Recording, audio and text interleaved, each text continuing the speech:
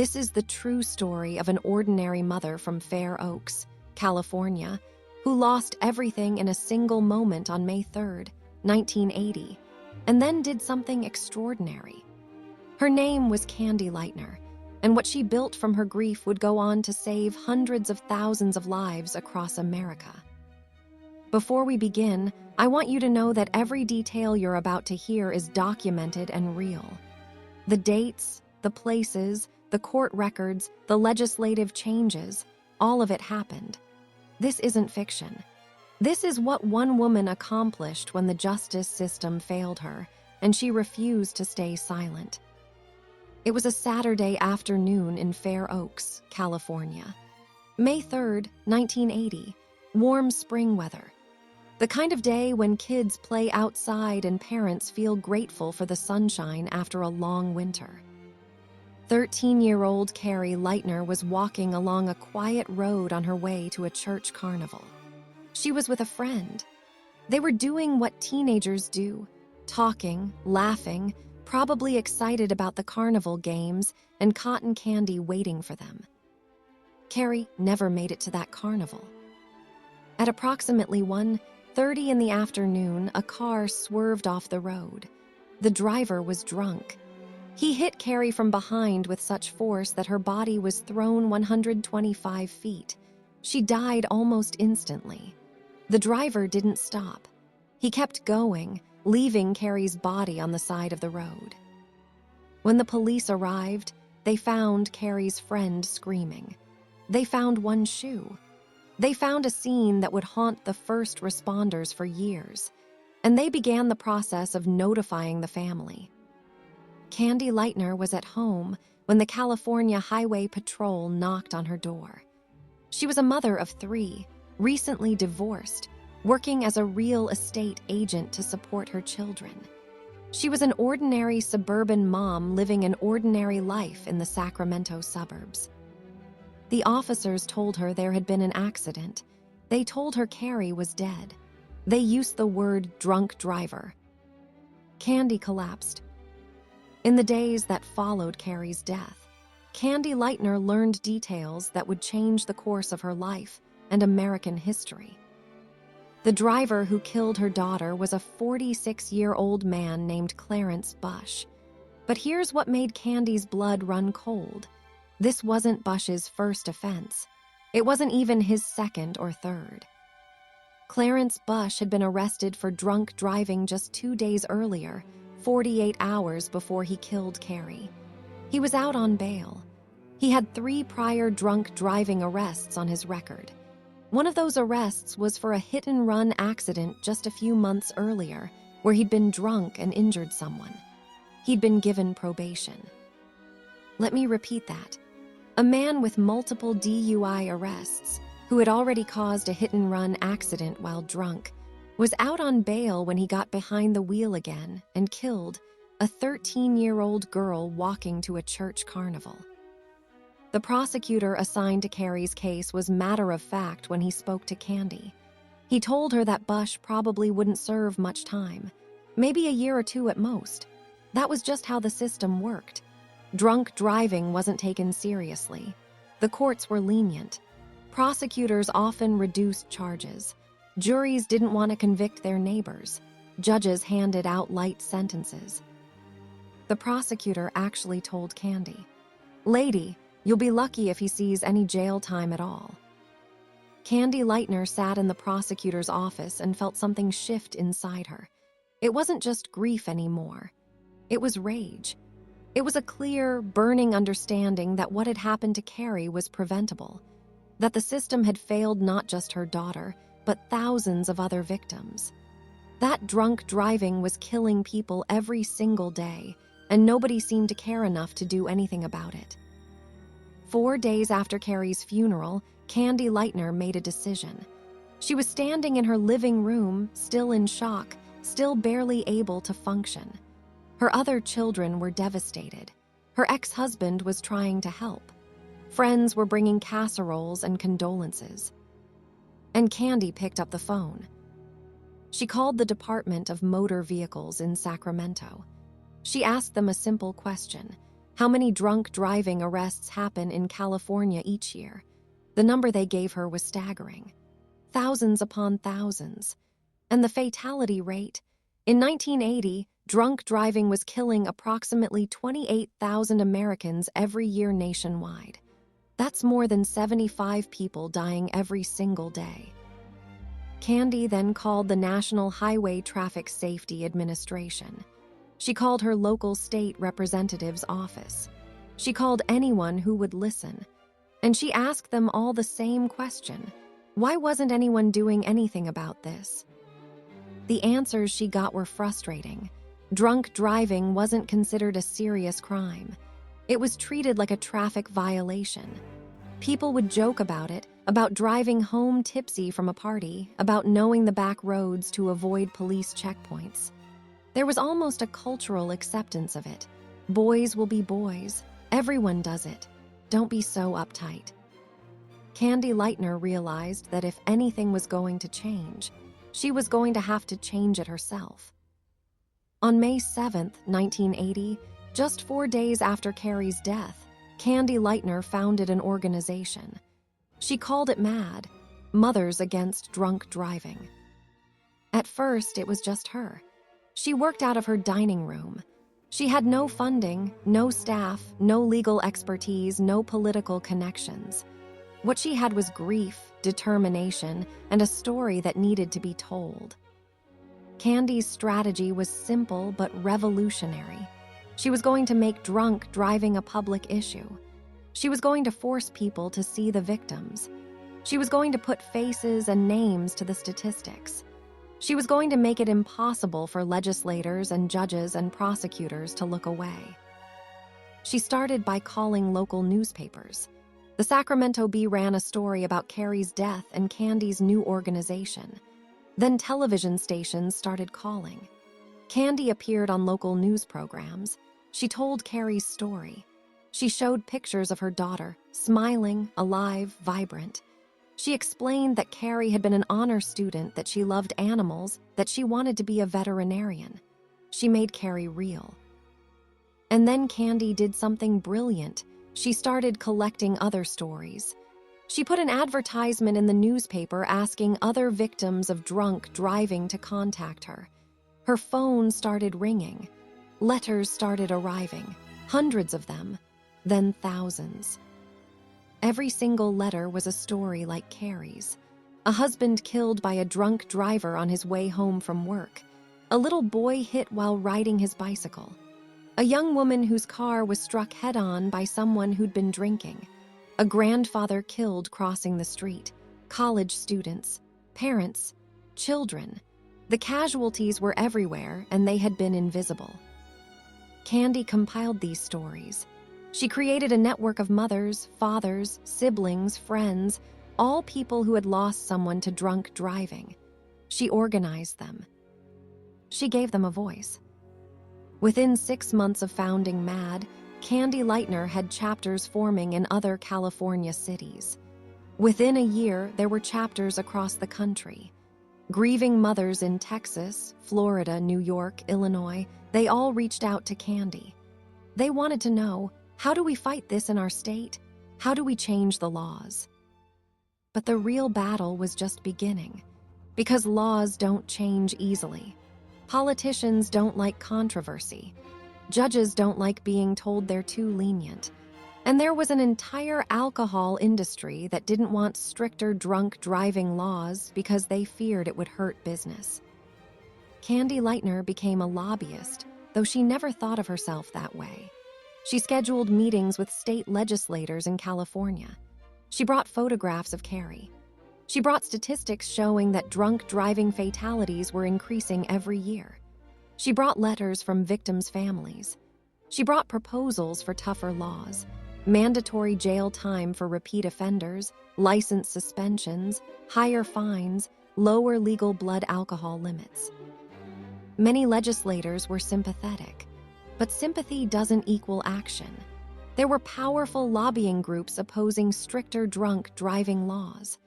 The restaurant and bar industries argued that the laws would hurt their businesses. Some lawmakers said that Americans wouldn't accept government restrictions on drinking and driving. It was too much government interference. Cari refused to give up.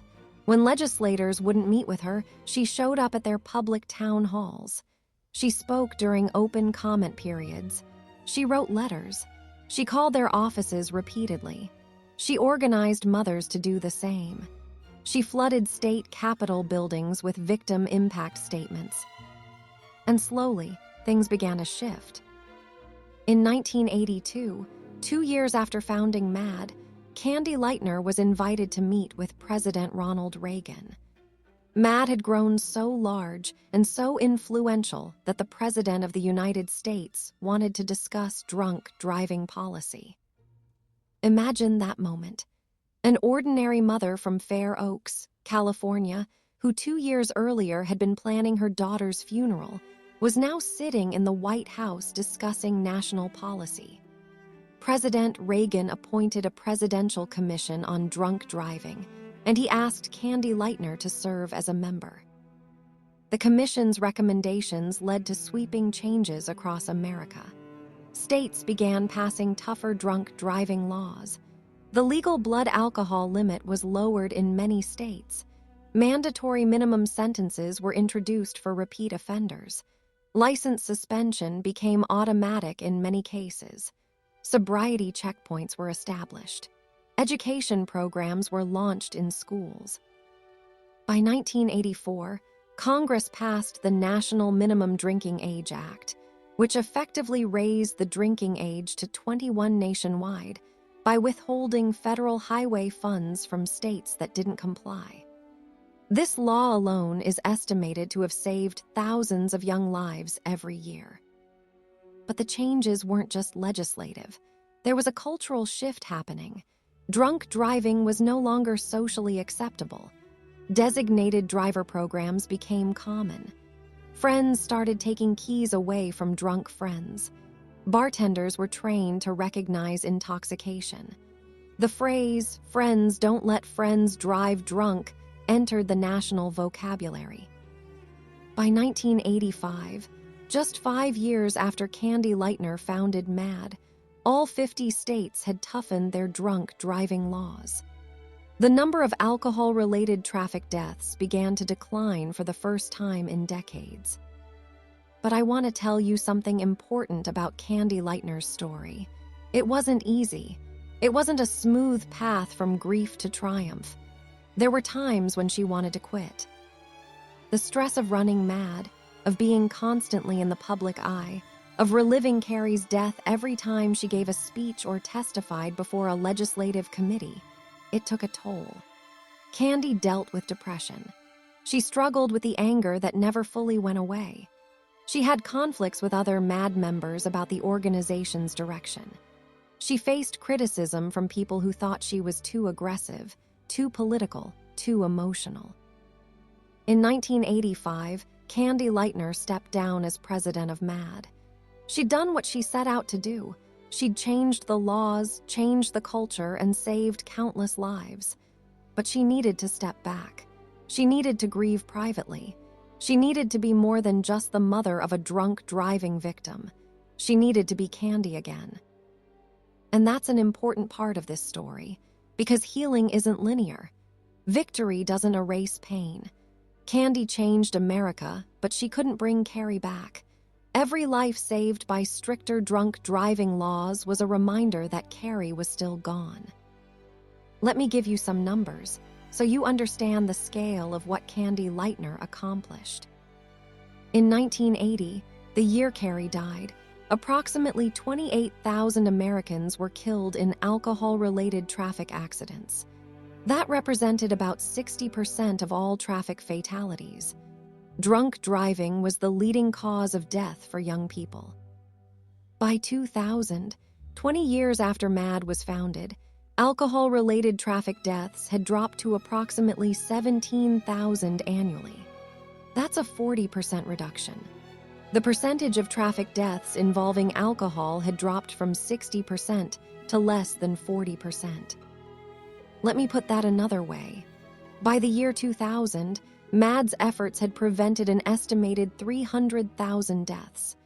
300,000 families who didn't have to bury a child, a parent, a spouse, a friend. 300,000 people who came home safely because of laws that Cari Lightner fought to pass. Today, in 2025, alcohol-related traffic deaths continue to decline. We're now below 11,000 annually in the United States. That's still too many. Every single one is a preventable tragedy, but it's a remarkable improvement. Experts estimate that over the past 45 years since MAD was founded, the organization's advocacy has saved more than 400,000 lives. 400,000 people are alive today because one mother refused to accept that her daughter's death was just bad luck. I want to tell you about something else that Cari Lightner created, because this is important for understanding her legacy. Before MAD, drunk driving victims and their families were alone in their grief. There was no support system, no counseling, no community. People suffered in silence, often blaming themselves, wondering if they could have done something differently. MAD created victim support services.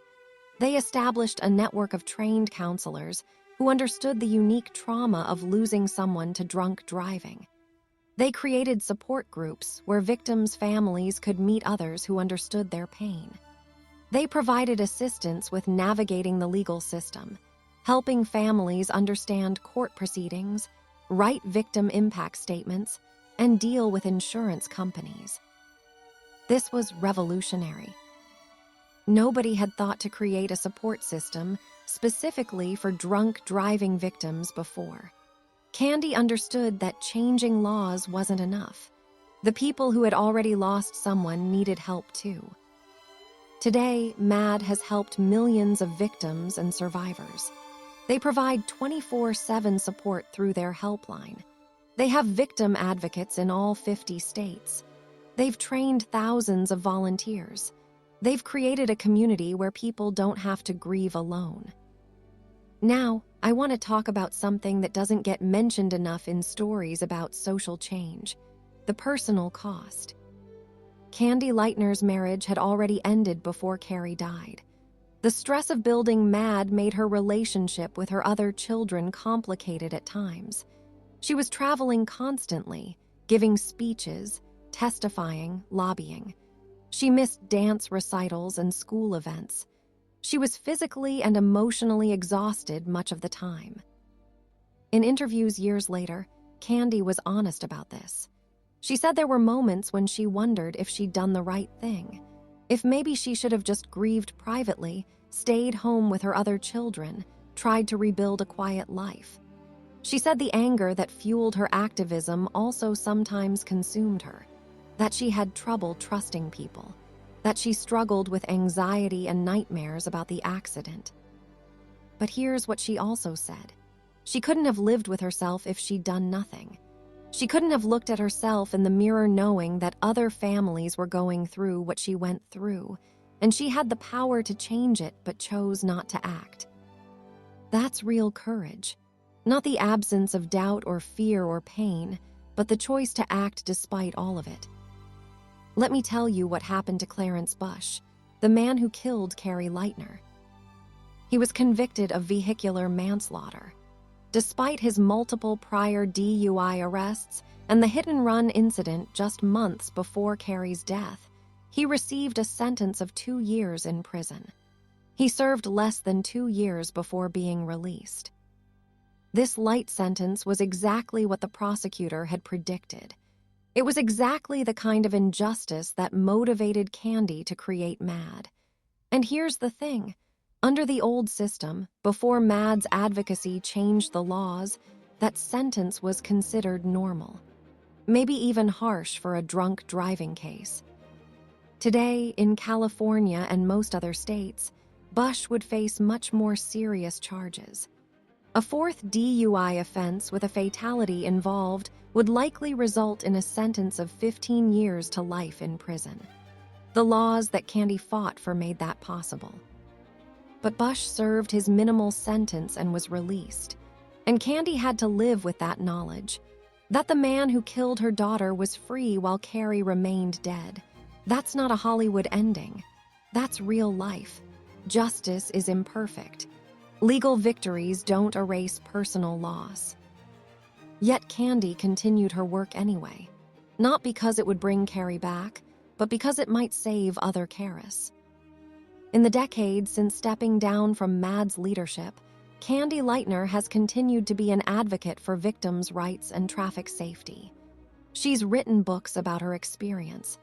She's consulted with other grassroots organizations trying to create social change. She's spoken to thousands of groups about activism, grief, and resilience. In interviews, when people ask her what she wants her legacy to be, Candy always says the same thing. She wants people to remember Cari. Not as a victim, not as a statistic, but as a 13-year-old girl who loved animals and wanted to be a veterinarian. A girl who died doing nothing wrong, walking to a carnival on a sunny Saturday afternoon. And she wants people to remember that change is possible. That ordinary people have extraordinary power when they refuse to be silent. That sometimes the most important thing you can do is tell your story and demand that people listen. Here's something that might surprise you. Despite all the progress Mad has made, drunk driving is still killing thousands of Americans every year. The number has decreased dramatically, yes, but it hasn't been eliminated. New challenges have emerged: drugged driving, distracted driving, ride-sharing services that have both helped and complicated the issue. The work that Cari Lightner started in 1980 is not finished. It may never be finished, but that doesn't diminish what she accomplished. It reinforces why what she did matters. Because here's the truth: social change is not a one-time event. It's an ongoing process. Laws have to be defended and strengthened. Cultural attitudes have to be maintained and reinforced. New generations have to be educated. Vigilance has to be constant. Cari Lightner understood this.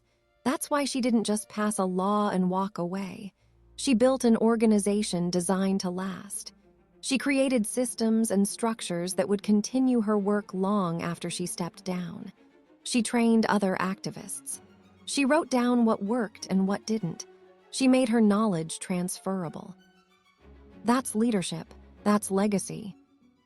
I want to end with something Cari Lightner said in an interview many years after Cari's death.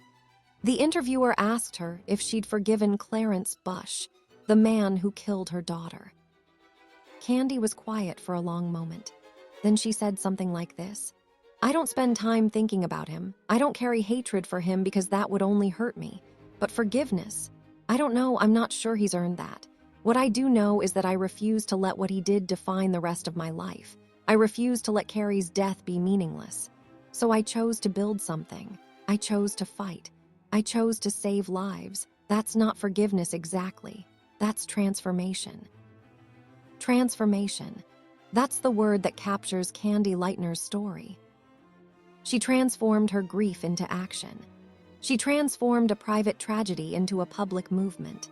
She transformed cultural attitudes about drunk driving. She transformed laws and policies across all 50 states. She transformed how victims are treated and supported. She transformed what one ordinary person can accomplish when they refuse to stay silent. And most importantly, she transformed hundreds of thousands of potential tragedies into lives saved, into people who came home safely to their families, into children who grew up, into parents who saw their kids graduate, into spouses who celebrated anniversaries, into friends who laughed together at parties and went home in designated drivers' cars or took cabs or Ubers or simply chose not to drink. Every single one of those people, the ones who didn't die because of Mad's work, they're part of Cari Lightner's legacy. Most of them will never know her name. They'll never know that they're alive because a mother in Fair Oaks, California, decided that her daughter's death had to mean something. But I know, and now you know. This is what I want you to take away from Cari Lightner's story. Ordinary people can create extraordinary change. You don't need money or power or political connections or a law degree. What you need is conviction. You need to believe that what you're fighting for matters. You need to be willing to be uncomfortable, to be persistent, to be told no 100 times and keep going. You need to understand that change is slow, that you might not see the results in your lifetime, that you might be criticized and misunderstood, that the work will be exhausting and sometimes heartbreaking. But you also need to understand that it's worth it, that lives can be saved, that laws can be changed, that culture can shift, that your voice matters. Cari Lightner was a real estate agent and a mother. She had no special training in activism or law or public policy. What she had was a daughter she loved, a system that failed her, and a decision not to let that failure stand. On May 3rd, 1980, Cari Lightner walked to a church carnival and never came home. That's a tragedy that can never be undone. But because of what her mother did next, hundreds of thousands of other children did come home. Hundreds of thousands of other families were spared the knock on the door that Cari received. Hundreds of thousands of lives were saved. That's Cari Lightner's legacy. That's what one woman accomplished when she refused to let grief have the last word. And that legacy continues today, 45 years later, every single time someone makes it home safely because of the laws she fought for, the culture she helped change, and the organization she built from nothing in her dining room in Fair Oaks, California. This is a real story. This happened. These are real dates, real places, real people, real laws, real lives saved. Cari Lightner died on May 3rd, 1980. Cari Lightner founded MAD on May 7th, 1980. By 1985, all 50 states had strengthened their drunk driving laws. By 2000, alcohol-related traffic deaths had decreased by 40%. By 2025, over 400,000 lives have been saved. These are facts. This is history. This is proof that one person can change the world. Remember Cari Lightner. Remember Cari. Remember that grief can become power, that love can become action, that ordinary people are capable of extraordinary things. And if you're watching this and you've ever felt powerless, ever felt like your voice doesn't matter, ever felt like the system is too big to fight, remember this story. Remember what one suburban mom accomplished with nothing but determination and a phone. You have more power than you think. Your story matters more than you know. And sometimes the bravest thing you can do is refuse to stay silent. That's the real story of Cari Lightner and MAD. That's what happened when one mother turned her grief into a movement that changed America.